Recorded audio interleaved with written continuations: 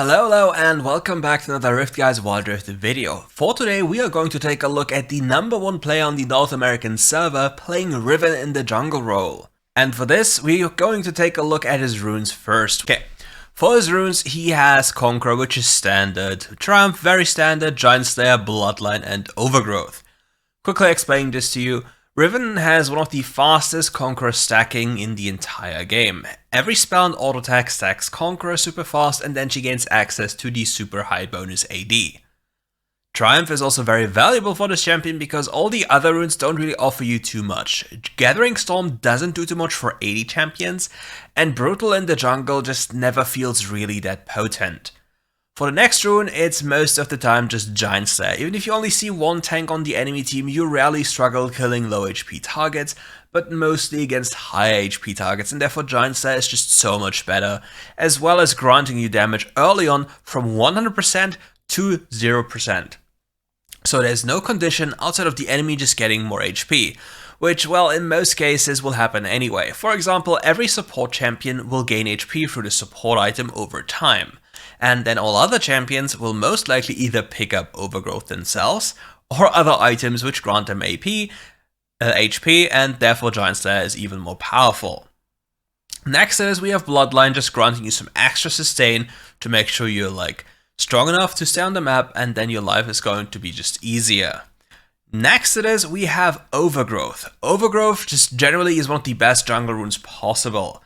Since you're staying on the map so long and you're farming so many camps, especially Raptors and Crux, this is just unbelievably OP, granting your champion every single game 300, 400, up to 500 HP. Which, if you translate this into stats, is, well, quite a lot. Every 150 HP is 1 Ruby Crystal, and 1 Ruby Crystal is 500 gold. So let's say you get 450 HP, that's 1500 gold from a single rune. Sounds good? Yep, it is.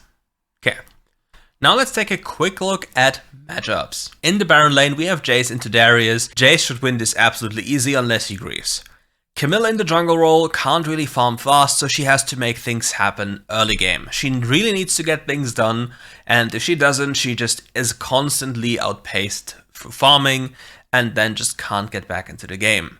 In the mid lane we have an absolutely neutral matchup where nothing will be happening. Orianna will throw her bowl on cooldown, Corki will just poke back, and nothing will be happening. However, in an all-in scenario, like in a straight-up 2v2, Corki will be better simply for the fact that he's an AD carry, having more spells that offer more DPS than Orianna, which only has high cooldowns, and, well, her auto attacks at this point, which are not really that strong.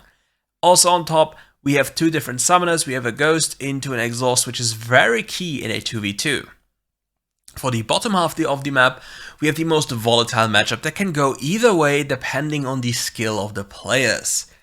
We have a Lucian and a Nami into an Ashe and a Jinx. The issue here is though that the Jinx doesn't have Exhaust, which makes them so much weaker in a straight up 2v2, but the Ashe is so much stronger than the Nami when it comes to fighting, but they also have heal. So this 2v2 can swing either direction and really depends on the support champion or, well, on one person running it down. So for this game, it would not surprise me if the Riven goes for a full clear to then make something happen, because the Camille simply cannot match her once that has happened. Hey you! Yes, you! Can you see this? So many people are not yet subbed. Be honest, what's stopping you from subbing? Let me know in the comments below. A typical start, we'll see every jungler walk to the other side of the map and just place down a pink ward to know if they're getting invaded or not. Very classic stuff. When it comes to Riven, there's also one thing you have to know. You can early pre-stack your first ability to allow yourself to gain extra stacks for your jungle camps.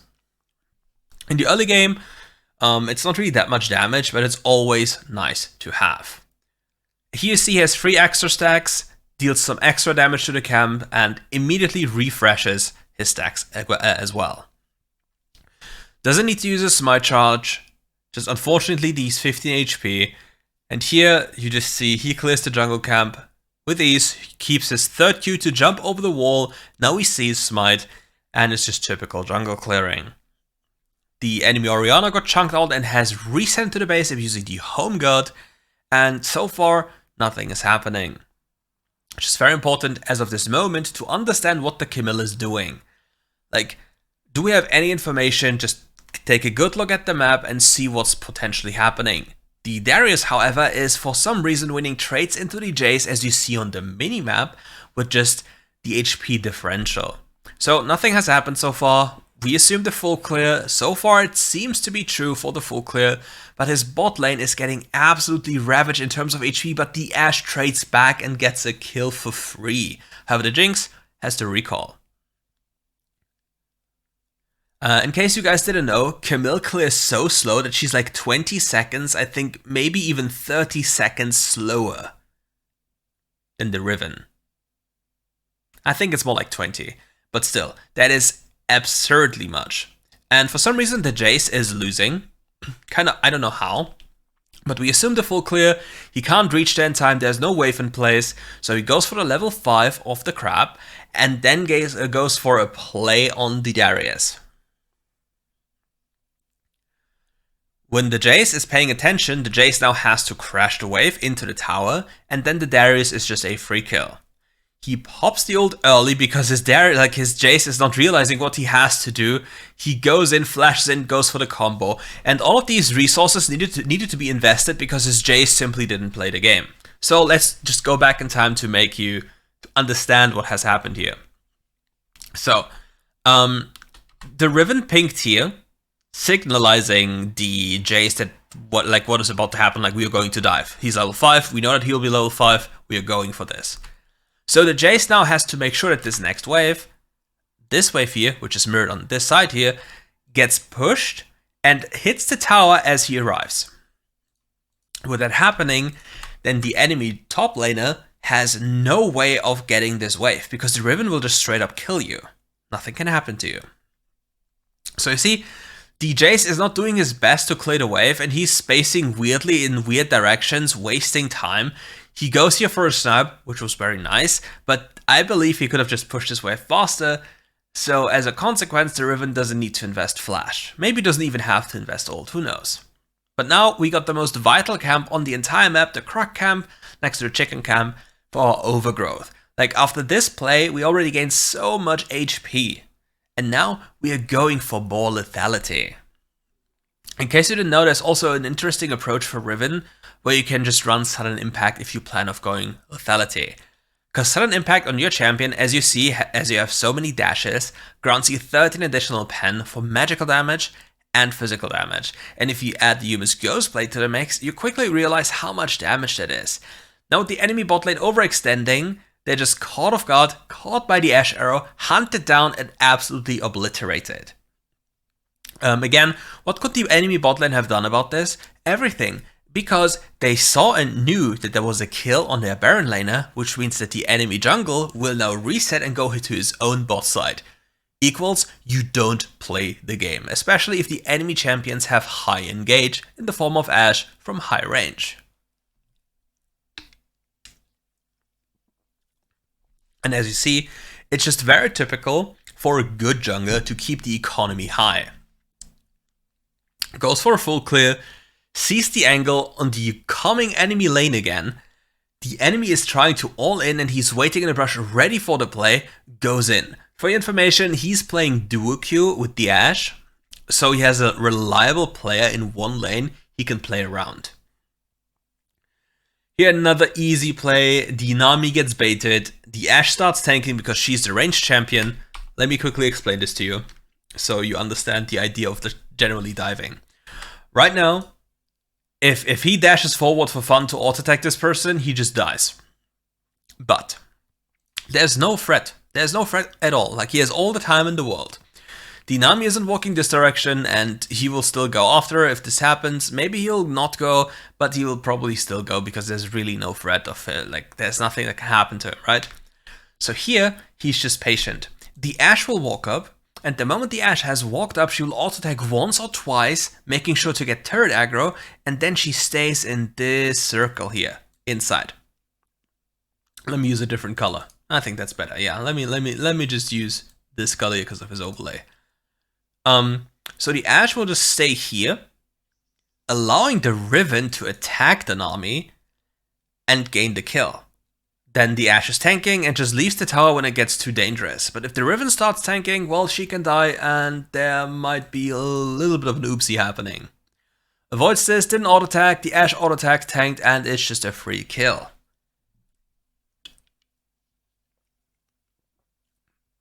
Gets a plating for his troubles.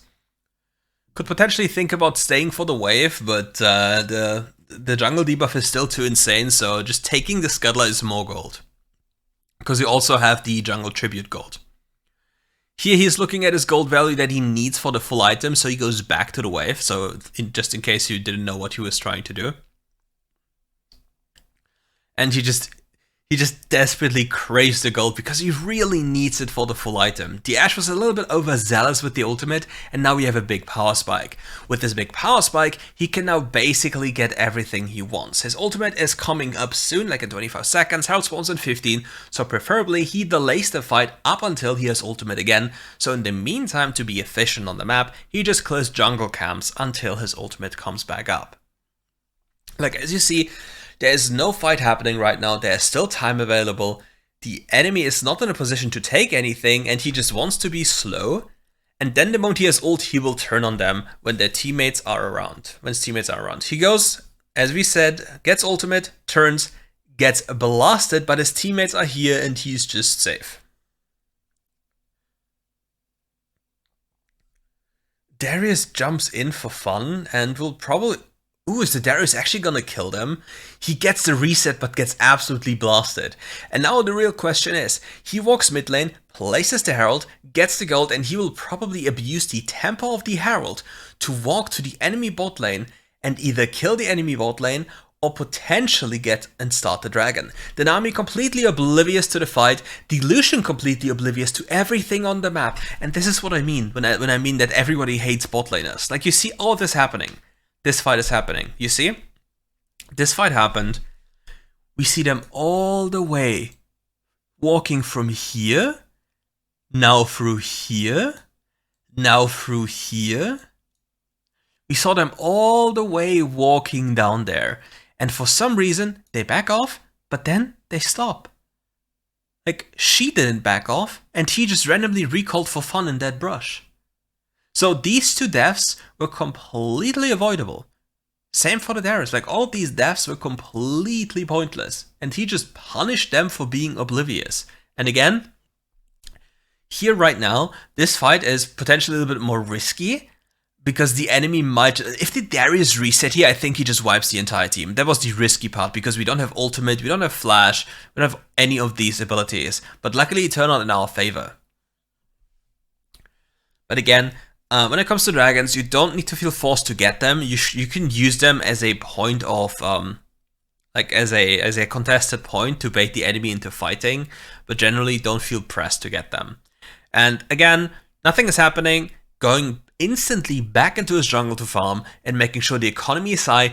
In his mind, he was probably debating a tempo reset for the Bloodthirster, but it would be very inefficient because nothing is happening. Like, there's no play right now that could be played on the map, and it's just better to fully farm this, reset, and go for his own top side. Like, there's no reason to make any play right now, and he probably gets the completed Bloodthirster right now, unless he's like feeling himself and just goes Collector for fun. He actually goes Collector.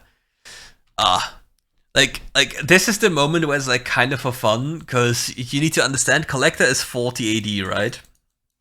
Can't really write.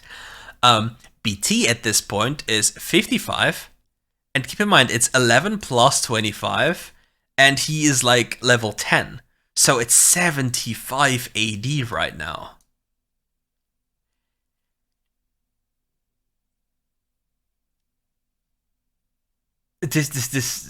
Wait, no, yes, it is 75 AD. My brain just went Narnia.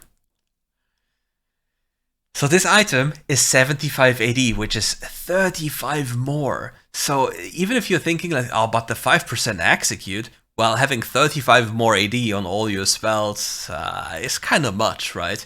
But here he's feeling himself. He's like, okay, I got collected, it's time to have some fun.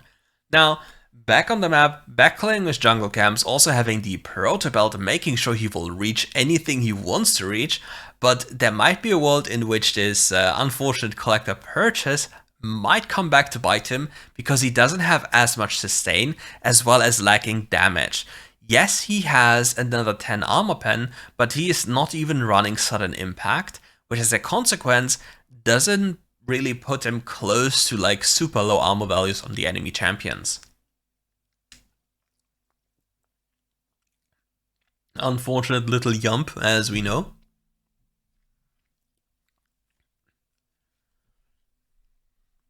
Pops the ultimate early, absolutely obliterates 9999 on the Darius. The dopamine is popping off.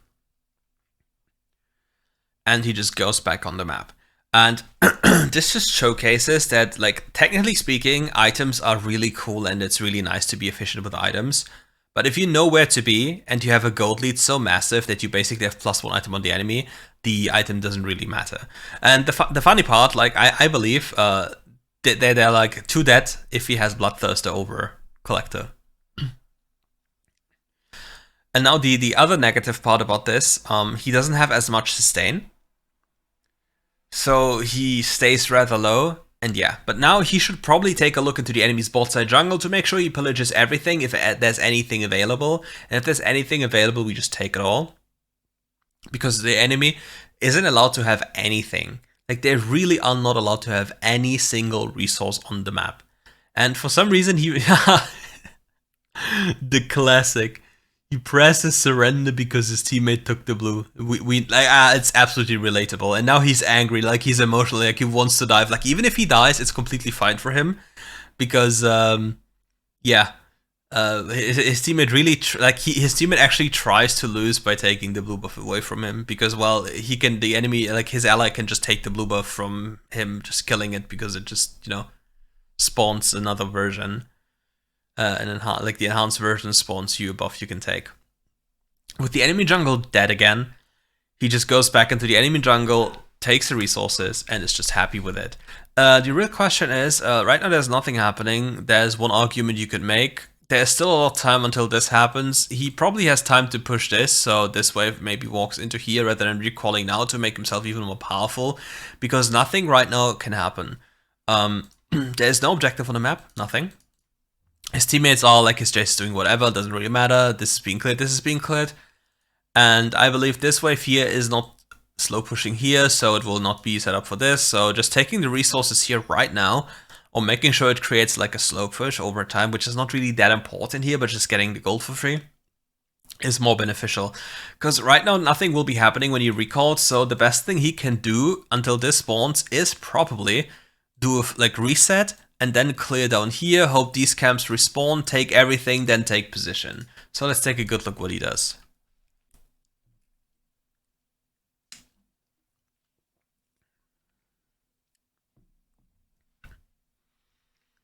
So the real question is, why now red buff?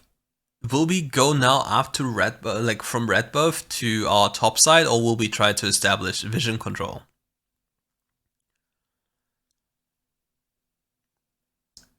His AD carry is clearing the Baron lane, pretty standard stuff. He now gets his top side, then gets blue buff. Then maybe goes for an invade onto the enemy red buff, which is possible. Camille goes in mid lane, like she just hookshot in. Corki packaged in, Camille ulted. We saw all of that on the minimap, and Camille even died. So now we have free access to the enemy jungle, they can't do anything, we get a free enemy red buff, and we get top wave if we truly want to. There's also a dragon coming up very soon, and we have to kill this snitch Poro. We hate this Poro. We really do. Dragon now spawning soon, transitioning into the other half of the map, pillaging the enemy jungle once again.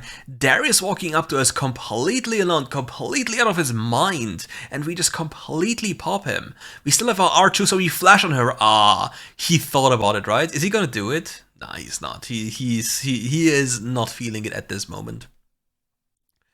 With so many people dead, he deals some extra damage onto the tower, but now realizes he's too low, and now we just go back to pillaging the enemy jungle and taking the enemy blue buff once it spawns. It will be very likely for him to take dragon and then the enemy jungle, just taking everything. His Jinx is already taking care of the Gromp, and it's most likely that we see him turn around to potentially take the blue if it's free to take. He doesn't do so, he rather resets and goes for what specifically? Does he go for... He really is going for Solari Charge Blade. Oi, oi, oi. Like, he really pulls on every crit item in the book. And just, you know, he just wings it. And then the enemy team surrenders. So, like, you can make an argument that a few items, like, going for Lethality Thirst is nice. It gives you a very distinct power spike, and it's even more powerful if you have sudden impact. But as you saw, you don't need perfect items to understand where you have to be and what you have to do.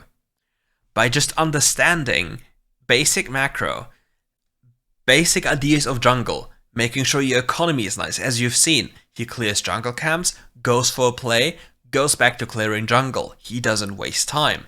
He has his ultimate, it's a power spike that he has his ultimate, so he goes for a play. He doesn't have his ultimate, he waits until his ultimate comes back up, and as this happens, he's clearing his jungle.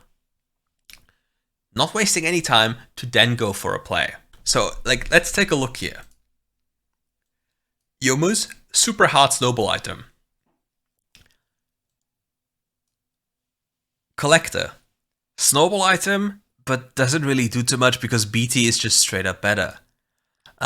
You could make an argument that he could have just gone for BT and then slap another high crit item after. Right now we have BT is so powerful that any AD champion can buy it because it grants you up to 80 AD. 80 AD. A normal crit item like Collector is 40.